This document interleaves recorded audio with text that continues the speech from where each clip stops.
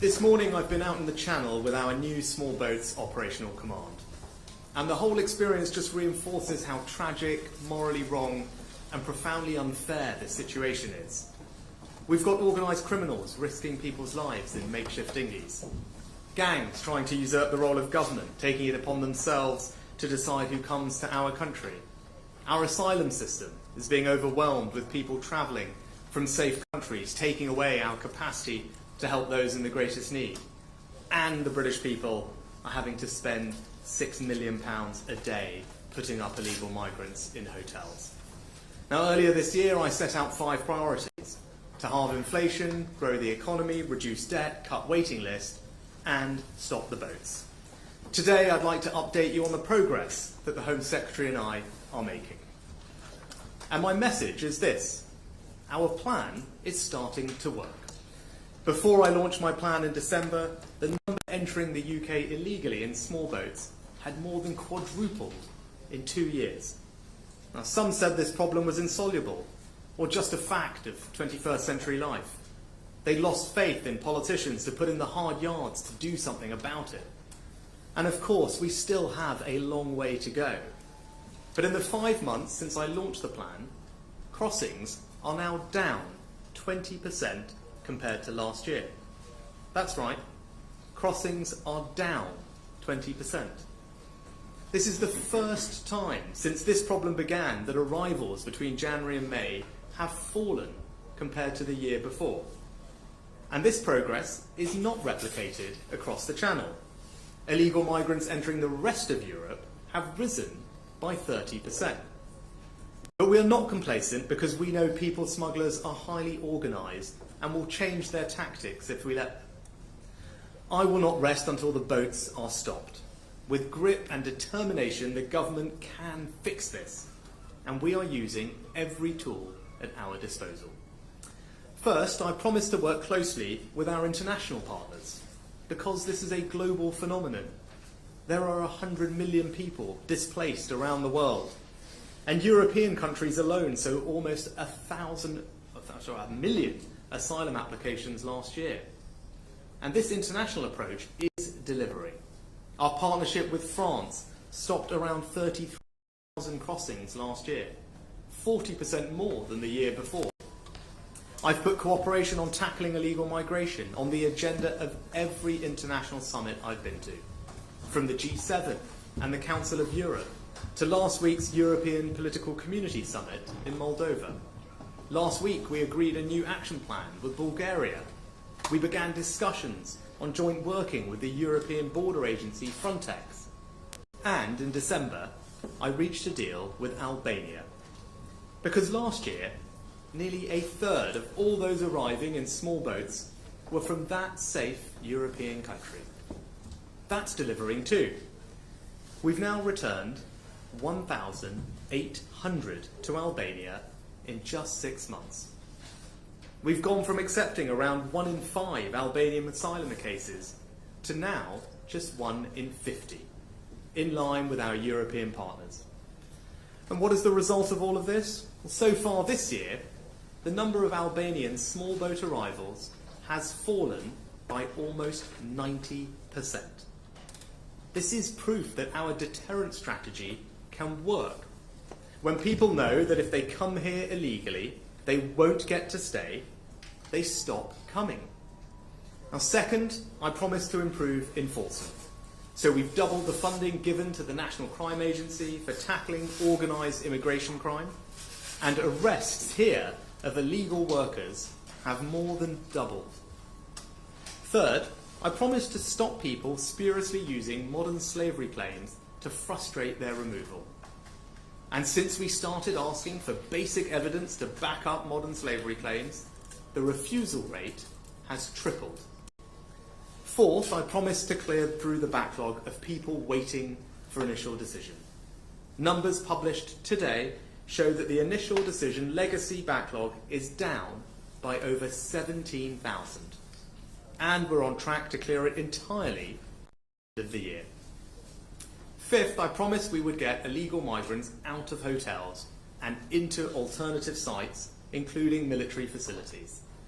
Today I can confirm new large sites will open at Wethersfield and Scampton, with hundreds moving in over the summer and nearly 3,000 by the autumn. And while we're bringing those sites online, we're also making more efficient use of hotels by asking people to share rooms where it's appropriate to do so. We found an additional 11,500 places, which will save taxpayers an extra £250 million a year. And I say to those migrants who are objecting, this is more than fair. If you're coming here illegally, claiming sanctuary from death, torture, or persecution, then you should be willing to share a taxpayer-funded hotel room in central London. To reduce pressures on local communities, we'll also house people on ships.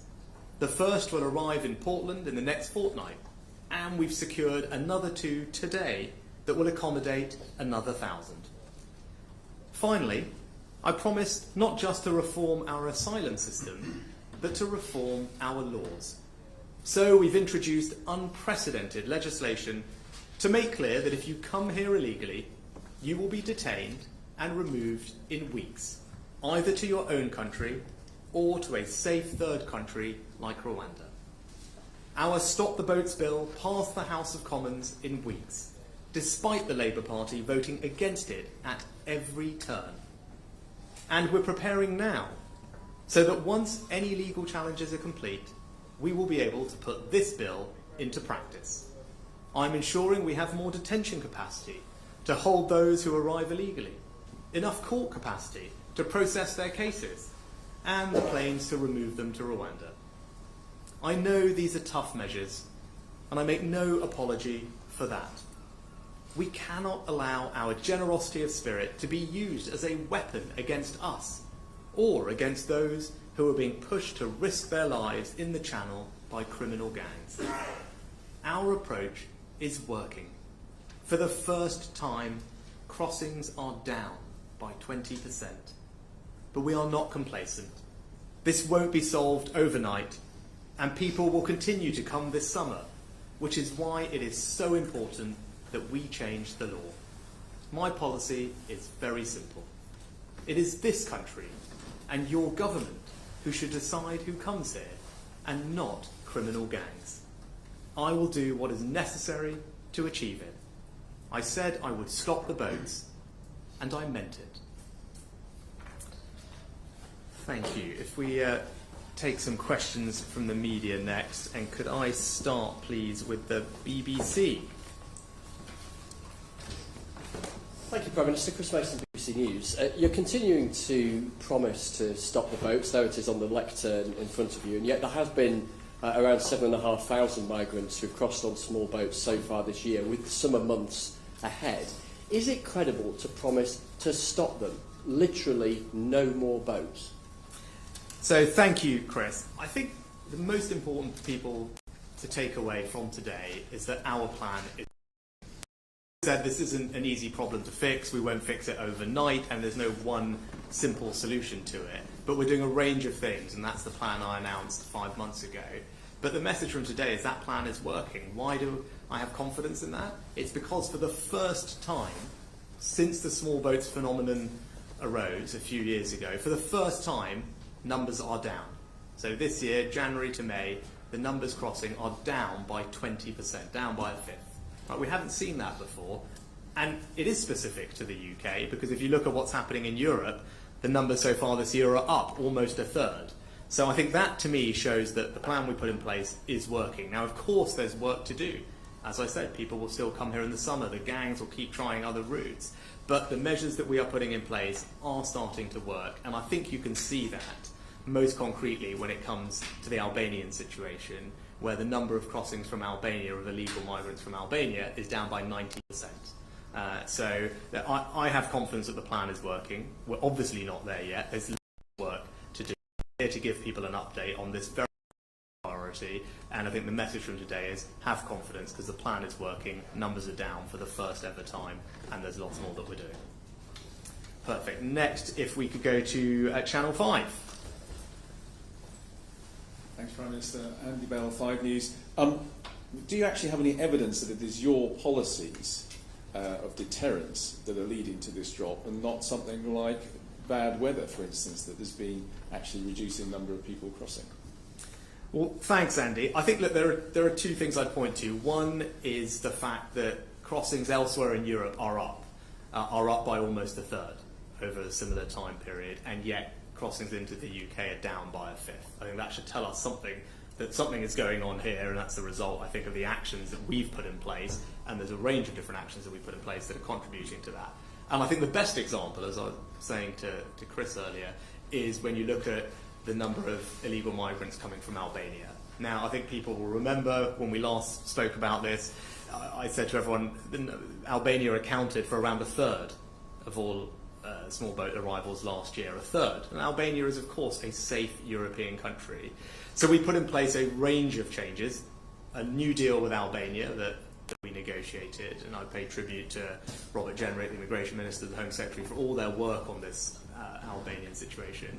A new deal with Albania that allows us to return people, a change in how we process Albanian claims, and you can see the proof is in the numbers. So since we put those changes in place, the acceptance rate for Albanian asylum claims is now gone all the way down to around 2%, bringing us in line with our European competitors, our European neighbours. That wasn't the case before we made all these changes. We were accepting far more claims from Albania, which was not right. So we've made that change, and you can see that. We have a new deal with Albania, and now we've returned, as I said, 1,800 people to Albania since we signed the deal, and the number of Albanian crossings this year is down by 90%. Right? So I think that should give people confidence that when you do put a system in place that demonstrates to those who are interested in thinking about coming here that they won't get to stay, that they will be returned, either back to where they came from in the case of Albania or an alternative like Rwanda, that you see the numbers come down. I think that's proof that the deterrence effect can work. Now, we've seen that with Albania. That's why it's important that we get the Rwanda policy up and running so that we can demonstrate that deterrence effect to a much broader range of people as well. But I think, look, as I said, I feel confident that the range of things we're doing is making a difference. The plan is starting to work, and people feel confident that we can get the job done. Next, can I turn to the Daily Mail? Hi, Ryan from the Daily Mail. Ryan from the Daily Mail. The two new barges, where are they going to be, please? So on barges, we will wait to announce where they're going to be. What I would say is it's really important to me that we reduce the number of people in hotels. I think local communities up and down the country are seeing the pressure that it's causing on their areas, and there's obviously the expense. As I said, £6 million a day is being spent on housing illegal asylum seekers in hotels. That's not right, it's not fair, we need to bring the numbers down. We're doing that in a range of ways. Large sites, military sites, which we've announced today. Also, the policy to have asylum seekers share rooms to increase capacity and save the taxpayer money, which I think is entirely reasonable and fair, but also vessels and barges. Well, how much notice will people be given? When in communities, say Portland, for example, there's been quite a lot of concern about the stop home turning up there. Will people in communities be given enough notice so that they can be prepared for perhaps what is coming?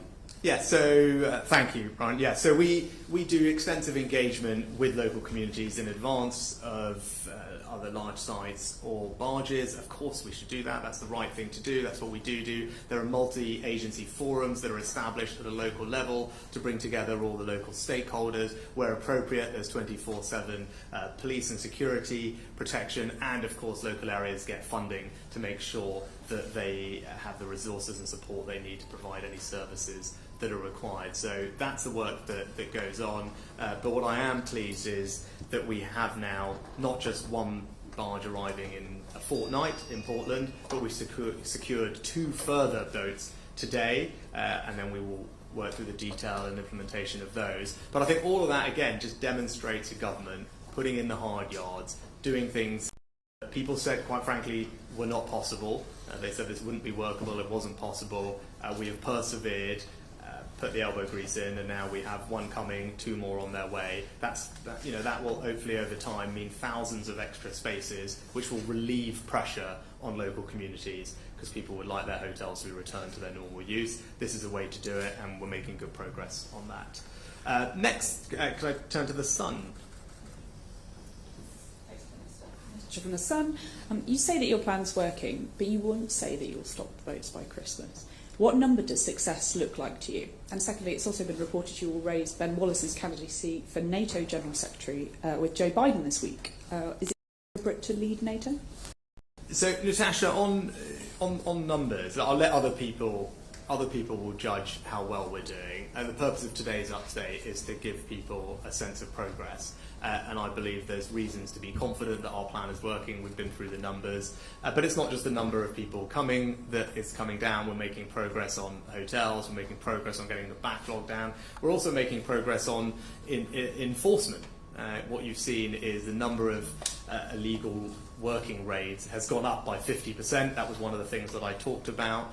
We've also doubled the number of arrests from our activity tackling illegal working. And again, that's all part of a plan. It all creates a deterrence effect that people should not try and come here illegally. So we've made progress there as well. So across all the aspects of the 10 points that I spoke about when I launched the plan at the end of last year, I think people can see that we're making progress on all of them, but crucially the numbers are down, and there's yet lots more to come. And then people ultimately can make a judge of whether we're doing a good enough job or not. I believe we've made more progress on this issue than anyone's made in a very long time, because it's the first time the numbers have come down.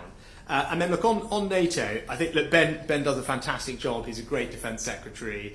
This is a conversation that is happening amongst leaders around the world more generally, and I'm sure it will continue to happen. I would say Ben is widely respected amongst his colleagues around the world, particularly for the role he's played in Ukraine and supporting Ukraine. And Britain has always been a leading contributor to NATO. We're one of the handful of countries that always met our obligation to spend 2% of our GDP on defence. Currently we're spending even more than that, and we've been a leader in. We're one of the only countries that participates in every single NATO operation. We are widely perceived as a thought leader in NATO, and I think if you ask the NATO Secretary General, he would agree with everything I've just said, and we will always continue to be a strong contributor and participant in NATO. Next, again, I know we're kind of conscious of time as well. Can I turn to Kent Online? Yes, Samuel. The illegal migration bill is going through the Lords today. Are you worried that that might stall things, because the Lords have had opposition towards anti-illegal policy in the past? Thanks, Sam. So look, it's really important for me to see this new law on the statute books. It's one of my 5 priorities. I believe it's the country's priority as well to see the boats stopped, and this new law is an important part of how we will do that. Why? Because this law makes it unequivocally clear that if you come to our country illegally, you will not be able to stay. Instead, you will be swiftly detained and then sent back either to your own country if it's safe to do so, or to Rwanda or another third country alternative. That's the process that this bill puts in place, and it means that people will be processed in a matter of days and weeks, not months and years, and if we can get that working, the deterrent effect, I think, will be very powerful. That's why the bill is so important. I'm pleased to say it was passed in the House of Commons in a matter of weeks, with strong support, although the Labour Party did oppose it at each and every turn. But it is important to me that this bill does get put on the statute books, because it's an important part of how we will stop the boats. But I'd also say that I'm already doing the work now to make sure that when the bill does come into law and manages any legal challenges that we may have to deal with, that we are ready to implement it. So I'm already doing meetings almost twice a week with all the relevant cabinet secretaries to make sure that all the building blocks and elements of operationalising the bill will be put in place in advance. So that's making sure we have enough detention capacity to detain people. It's making sure that we have enough judicial capacity to hear people's cases and claims in a matter of days and weeks. And it's making sure that we have all the logistics in place to actually remove people to Rwanda. All of that is hard work, and we're at it now, as I said, twice a week. making sure that we've got everything ready so that when the bill comes into law and is ready to be used, that we are absolutely ready to use it as soon as possible. And then we've got time maybe for a couple more. Can I go to ITV Meridian? We've got local ITV. Prime Minister. It's Abby Bracken from ITV Meridian. There have been very few, almost all small boat crossings that have arrived in the UK arrive here in Kent, and that's putting huge pressure on public services. Can I ask what you're doing to address that? And can I also say it's been exceptionally windy in the Channel for several days now, meaning there have been hardly any small boat crossings. Is that why you've chosen to come here today?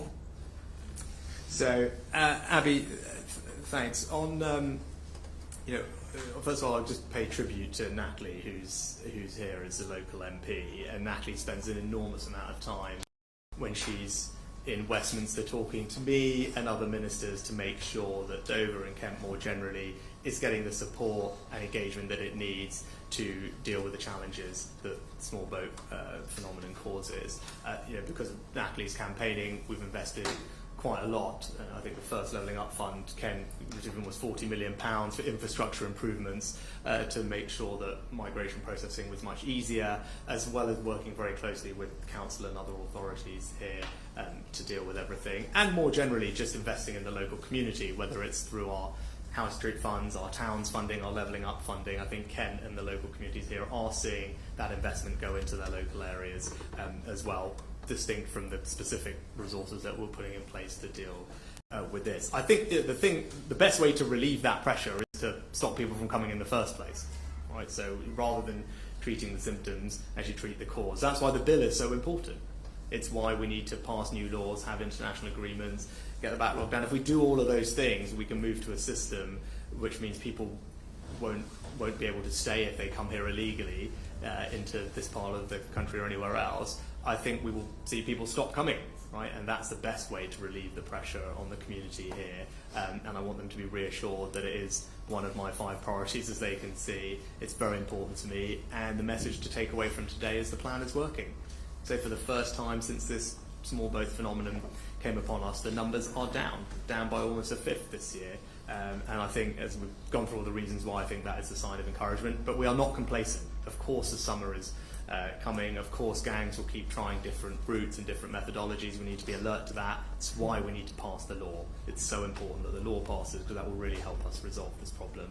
And in terms of the timing of my visit, there's many things I can control. The weather is not one of them. So I wish it was so. But actually, I think this is at least the second, if not third, I've been here. It's actually very good to see the team here locally who are doing such incredible work. Firstly, to say, because as I said, the progress we've made since we put the plan in place is marked, and they deserve enormous credit for it.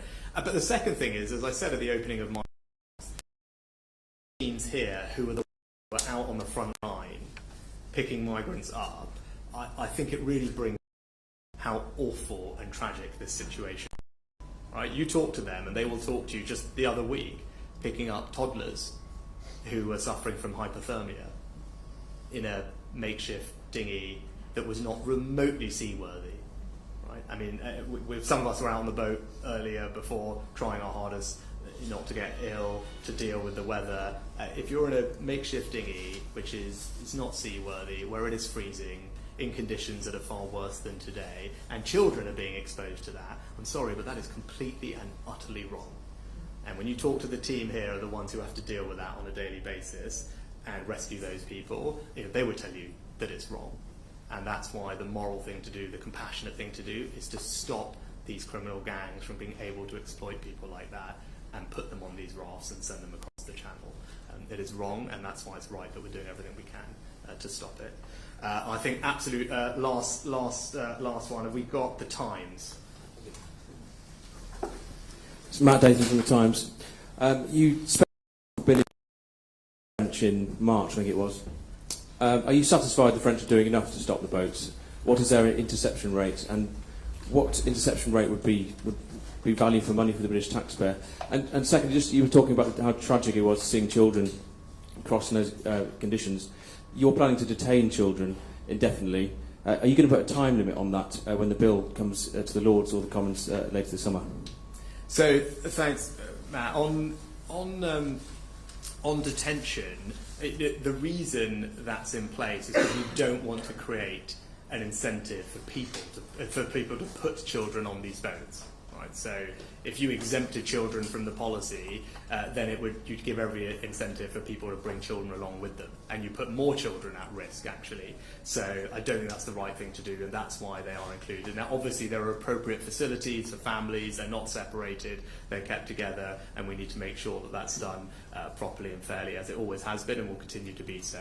But I think it would be a mistake to exclude children, because, as I said, it would just create an incentive for people to put more children on the boats, and that would be awful. Now, with regard to the French deal, yes, I think the French deal is already showing progress. Last year we stopped around 33, or the French stopped around 33,000 people from crossing. That's, I think, 40% more than the year before. So that gives you a sense that the numbers are improving. The interception rate, whether you measure it on the first quarter or the first 5 months of the year, is up considerably on last year, and there's more to come. Now, what the deal does is that it represents a massive uplift on the number of law enforcement officers who are being deployed by the French in northern France, about a 500-person uplift, half of which will be in place this year. It also means that they will create a zonal coordination centre, probably in Lille, but also in northern France, and that will bring together for the first time all the different aspects of their response to this in one place, which will really help. Also, we will have British officers as part of that setup for the first time to improve the coordination between us. That's something that we think can make a big difference. And then the last element of it is the intelligence cooperation and sharing of surveillance and reconnaissance technology. And then the kind of slightly longer term thing, which we've agreed to, is a new migrant detention centre in Dunkirk, but that will take a little bit of time to come on stream. Right, so those are all the elements of what the deal with France represents. As you can see in the numbers this year versus last year, and last year versus the year before, there is a steady upward increase in the interception rate and the number of people who are being stopped, and I think that will continue to happen as our cooperation continues to deepen and that the deal that we announced is fully implemented and operationalised. But it's a good point to end on, because it reminds us that this is not a UK-only phenomenon. When I'm in these summits, when I'm talking to other leaders, there's plenty of other countries that are grappling with the same thing. I talked about the numbers in Europe. We all remember the tragedy that happened off the coast of Italy last year, which is why I'm finding more and more countries are keen to work with us to tackle this problem.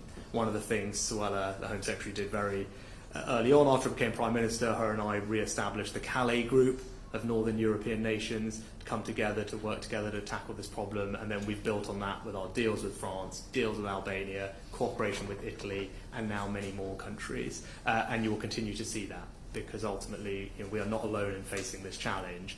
But what today's numbers show is that we, the UK, are making progress on gripping it, and that's the main message for people to take away from today, is our plan is working.